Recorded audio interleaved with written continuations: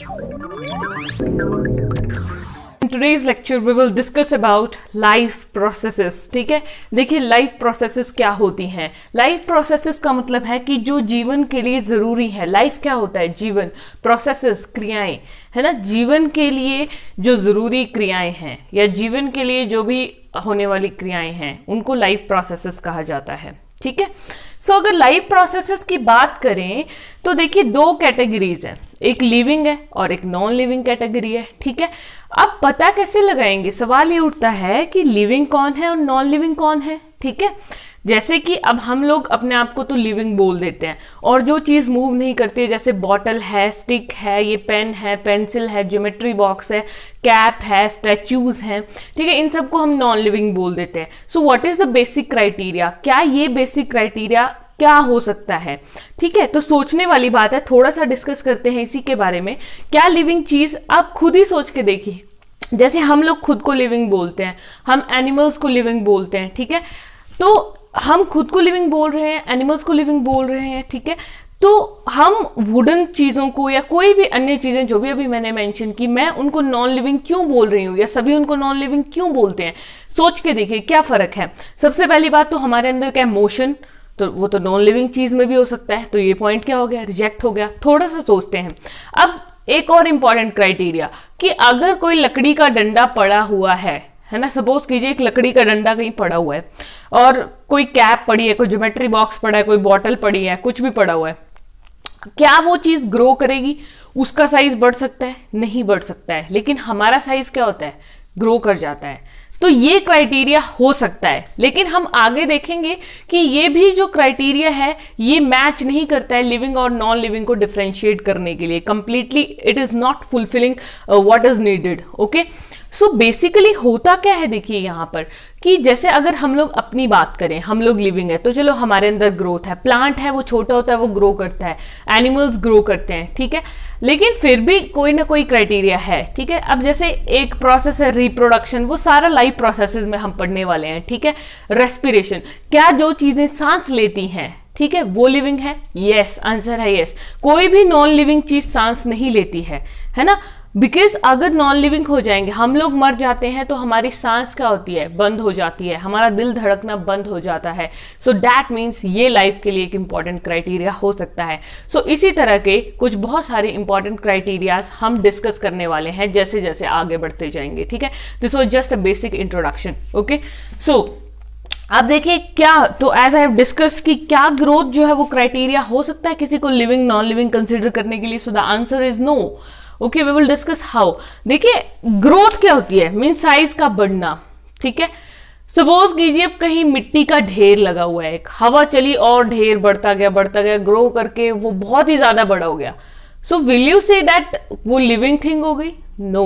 Okay, सो इसी तरह से बहुत सारे फैक्टर हैं। मॉलिक्यूलर मूवमेंट, मॉलिक्यूलर मूवमेंट की अगर बात करें, मीन्स अब होता क्या है ना, मैंने आपको अभी कहा कि मॉलिक्यूल जो है वो चलते हैं।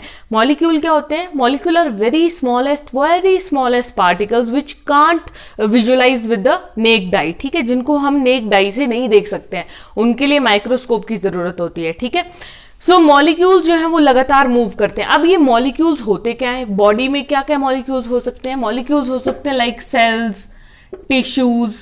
ठीक है, ये सारे मॉलिक्यूल्स हैं, बेसिकली सेल्स। ठीक है, cell is the structural and functional unit of life. Okay, we will discuss how, why. Okay, so cells जो हैं वो भी एक मॉलिक्यूल्स हैं। और होता क्या है सेल्स के अंदर? और बहुत सारी चीजें हैं, छोटे छोटे और बहुत सारी चीजें हैं, पार्टिकल्स हैं सेल्स के अंदर भी। ठीक है, तो cell is not smallest unit, but इसके अंदर भी बहुत सारी चीजें हैं। तो वो भी क्या करती हैं? मोशन में रहती हैं, मूवमेंट होता रहता है उनका। सो मूवमेंट बहुत जरूरी है। ठीक है, एक जगह पड़े रहेंगे तो हम ये नहीं कह सकते फिर। ठीक है, अब देखिए होता क्या है यहां पर कि ये जो मैंने आपको क्राइटेरिया बताया मॉलिक्यूल के मूवमेंट, ये बहुत जरूरी है। ठीक है, नॉन लिविंग चीजें मूव नहीं करती खुद। ठीक है, उनको आपको चलाना पड़ेगा, बट लिविंग थिंग्स खुद मूव करेंगी। गाड़ी is a non living thing, car is a non living thing. आप बॉटल लेके जा रहे हो, कहीं आपने रखी है, तो वो खुद तो नहीं चलने लगेंगी। गाड़ी needs a driver, car needs a driver, okay, any vehicle needs a driver to drive it, okay. So that means movement कब हुआ उनका, जब किसी लिविंग चीज ने उनको चलाया। सो लिविंग चीज के लिए, लिविंग थिंग के लिए मूवमेंट बहुत जरूरी है, क्योंकि हम खुद मूवमेंट करते हैं। We don't need a push for movement, okay. वैसे ही प्लांट्स में भी होता है। सो ये हम डिस्कस करने वाले हैं। Effects of environmental changes. हाँ, अब क्या होता है कि हम हमेशा एक जैसे नहीं रहते हैं, और ना नॉन लिविंग चीजें एक जैसी रहती हैं। हमेशा पर्यावरण क्या करता है, हमें अफेक्ट करता है, एनवायरमेंट हमारे लिए अफेक्ट करता है, ठीक है। मॉलिक्यूल्स ये जो मूव कर रहे हैं हमेशा नहीं मूव करेंगे, इनका ब्रेक डाउन होगा, न्यू मॉलिक्यूल्स बनेंगे।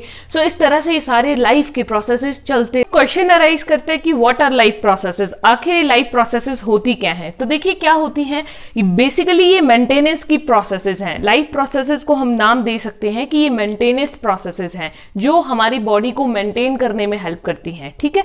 अब मेंटेन कैसे करेंगी, मींस उसको नॉर्मल बनाए रखने में हेल्प करती हैं, ठीक है। हमारी बॉडी को डिसबैलेंस नहीं होने देती हैं लाइफ की प्रोसेसेस, ठीक है।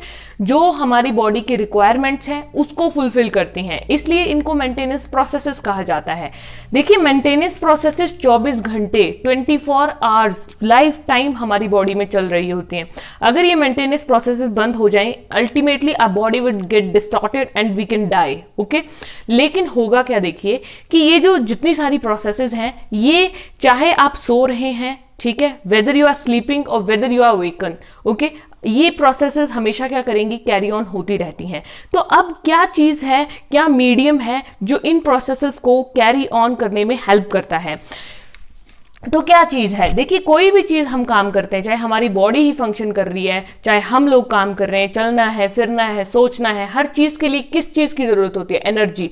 बिना एनर्जी के हम ये कोई भी एक्टिविटी नहीं कर पाएंगे ढंग से, ठीक है। सो बेसिकली एनर्जी का सोर्स क्या है। क्वेश्चन अब क्या राइज हुआ, सबसे पहली बात क्या थी कि मेंटेनेंस प्रोसेसेस हो रही हैं शरीर में, कैसे हो रही हैं, एनर्जी से हो रही हैं। अब देखिए इनको एनर्जी चाहिए, ठीक है। अब एनर्जी कहां से आएगी, हमें एनर्जी कैसे मिलती है, जब हम भूखे होते हैं तो क्या हमारे शरीर को, हमारे दिमाग को एनर्जी होती है, नहीं होती है उस time, the energy is low, okay. तो एनर्जी को हाई कैसे किया जा सकता है, एनर्जी हाई होती है जब हम क्या करेंगे, फूड लेते हैं। जब हमारा पेट भरा होता है तो हम बढ़िया से अपना काम कर सकते हैं, पानी हम अच्छे से लेंगे, तो वो हमारा एनर्जी सोर्स है, ठीक है। तो अब वो एनर्जी सोर्स क्या है, फूड। फूड मीन न्यूट्रिशन, कोई भी चीज जो न्यूट्रिशन दे रही है। अब फूड बेसिकली होता क्या है एनर्जी का सोर्स, ये सारे कार्बन मॉलिक्यूल्स वाली चीजें होती हैं food. I have told you that what is the energy source, glucose, है ना। ग्लूकोज जो है वो एनर्जी का सोर्स होता है। तो ग्लूकोज का फॉर्मूला क्या होता है, अगर केमिकल फॉर्मूला देखेंगे, मॉलिक्यूलर फॉर्मूला, सो ग्लूकोज का होता है C6H12O6, this is glucose. C means carbon है इसमें, ओके। तो दैट मीन्स जितने भी फूड हैं या जितने भी ये लाइफ प्रोसेसेस को मेंटेन करने के मॉलिक्यूल्स हैं वो कार्बन बेस्ड होते हैं। अगर वो मॉलिक्यूल्स कार्बन बेस्ड हैं तो जहां से वो मॉलिक्यूल्स आ रहे हैं, means the source of these carbon based molecules, जो सोर्स है that is also carbon containing, carbon based source होगा, ठीक है। सोर्स कार्बन बेस्ड है तभी तो ये जो फूड है ये भी क्या होगा, कार्बन बेस्ड होगा, ठीक है। तो अब एक चीज जो हमने हमेशा याद रखनी है कि ये सब होता क्या है इनसाइड बॉडी। देखिए कोई भी ये जो फूड है, ये सोर्सेस जो है वो इनसाइड बॉडी ही है, ठीक है, बॉडी के अंदर ही सोर्स है। हम हमेशा अपनी जो एनर्जी की रिक्वायरमेंट उसको बाहर से नहीं फुलफिल करते हैं। क्या हम हमेशा खाना ही खाते रहते हैं, हम फास्ट भी रख लेते हैं। कुछ लोग 2-2 दिन के फास्ट रखते हैं, ठीक है, जैसे मुस्लिम्स में रोजा रखा जाता है ना। सो वो इस तरह के फास्ट से इतने स्ट्रिक्ट फास्टिंग है, तो क्या उनको हमेशा वो खाने पे ही एनर्जी उनकी डिपेंडेंट है, नहीं। तो उन लोगों को एनर्जी कहां से मिलती है, जो ऑलरेडी कभी उन्होंने फूड खाया है उसकी एनर्जी स्टोर होती है शरीर में ग्लूकोज की फॉर्म में। ग्लाइकोजन इसका इनएक्टिव फॉर्म है ग्लूकोज का, तो हमेशा इनएक्टिव फॉर्म में स्टोर होती है ना चीज। एक्टिव कब होगी चीज, जब उसकी जरूरत है, ठीक है। सो इनसाइड बॉडी हमारे ये स्टोर होती है ग्लूकोज, किसकी फॉर्म में, ग्लाइकोजन। कहां पर, लिवर में, ठीक है। तो अब देखिए बॉडी के अंदर ये स्टोर है, तो ऐसा तो है नहीं कि आप उसको डायरेक्टली यूज कर लोगे कि जी बॉडी में ग्लूकोज पड़ा है और आपने यूज कर लिया, नो। तो उसके लिए क्या जरूरत है, सीरीज ऑफ केमिकल रिएक्शंस, बहुत सारे केमिकल रिएक्शंस होते हैं शरीर में, ठीक है। मींस कुछ चीजें टूटेंगी, कुछ चीजें आपस में जुड़ेंगी, तब जाके क्या होगा, ये सारा प्रोसेस होगा, बॉडी को एनर्जी मिलती है, ब्रेक डाउन होगी, सिंथेसिस होगी, ठीक है।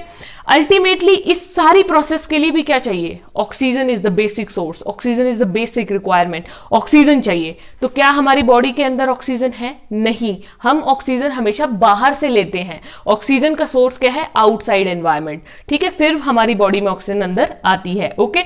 सो that means it requires oxygen outside and respiration and excretion, ठीक है।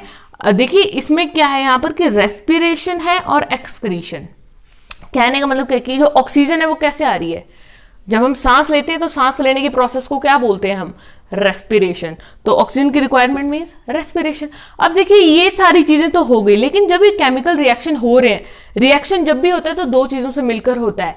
जब भी रिएक्शन होता है दो चीजों से मिलकर होगा, मींस रिएक्टेंट रिएक्ट करेंगे आपस में और प्रोडक्ट बनाएंगे। तो प्रोडक्ट कभी सिंगल तो नहीं बनता है, उसमें हमेशा वेस्ट प्रोडक्ट होते ही होते हैं। कोई भी आप रिएक्शन करा लीजिए, हमेशा वेस्ट प्रोडक्ट तो होगा ही होगा थोड़ा बहुत, ठीक है। तो वो जो वेस्ट प्रोडक्ट है अगर वो हमारी बॉडी में रहेंगे तो वो क्या होंगे, हार्मफुल। वेस्ट का मतलब क्या, कचरा।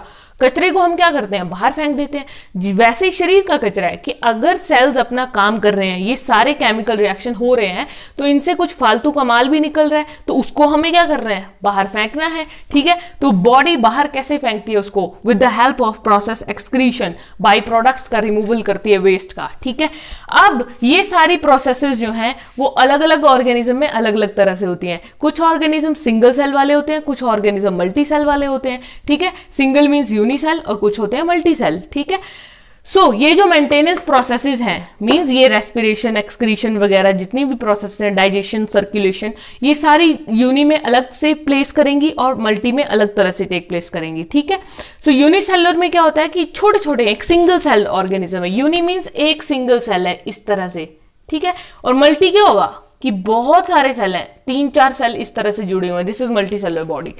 तो यहाँ पे ये जो यूनिसेलुलर है ये डायरेक्ट एनवायरनमेंट के साथ पूरी तरह से कांटेक्ट में है। देखिए ये वाला हिस्सा भी, ये वाला हिस्सा भी, ये भी, हर एक पार्ट एनवायरनमेंट के साथ डायरेक्ट कांटेक्ट में है इसका, ठीक है। तो इट मींस डिफ्यूजन। डिफ्यूजन क्या होता है, movement of particles from the region of the higher concentration to the region of the lower concentration. फटाफट से डिफ्यूज उसकी बॉडी के अंदर घुसते जाएंगे, इसकी बॉडी के अंदर जो भी इसकी रिक्वायरमेंट है। ऑक्सीजन फटाफट ले लेगा, फूड ले लेगा, एब्जॉर्ब कर लेगा। लेकिन मल्टी सेलुलर ऑर्गेनिज्म में ऐसा नहीं होता है। मल्टी सेलुलर ऑर्गेनिज्म में क्या होता है, बहुत सारे सेल्स हैं, ठीक है। और अगर ग्रुप ऑफ सेल्स होता है तो उसको हम क्या बोलते हैं, tissue. Group of cells is tissue. तो टिश्यू होते हैं, टिश्यूज, फिर ऑर्गन्स होते हैं, ऑर्गन से ऑर्गन सिस्टम बनता है, ऑर्गन सिस्टम से पूरा एक ऑर्गेनिज्म बनता है, ठीक है। तो स्पेशल ऑर्गन्स होते हैं। अब ये स्पेशल ऑर्गन ऐसा तो है नहीं कि ऑक्सीजन आई और फटाफट से सीधे पहुंच गई, मतलब जहां जहां चाहिए थी, नहीं। क्या जरूरत है, एक ट्रांसपोर्टेशन की जरूरत है कि आपने ऑक्सीजन तो नोज से ली, अब नोज से वो नीचे भी तो जानी चाहिए, तो एक ट्रांसपोर्टेशन सिस्टम की बहुत ज्यादा जरूरत होती है, ठीक है। तो वो भी कौन बनाते हैं ट्रांसपोर्टेशन सिस्टम, हमारे स्पेशल ऑर्गन्स। ब्लड एक ट्रांसपोर्टेशन सिस्टम है, ठीक है। लिम्फ एक ट्रांसपोर्टेशन सिस्टम है, विल डिस्कस, ओके। सो इस तरह से जो है ये मेंटेनेंस प्रोसेसेस चलती हैं, ठीक है। बहुत सिंपल नहीं है जितना दिखता है, it is a very complex pathway, we will discuss. And this series of chemical reactions is the metabolism, जिसमें ब्रेकडाउन भी होती है और सिंथेसिस भी होती है।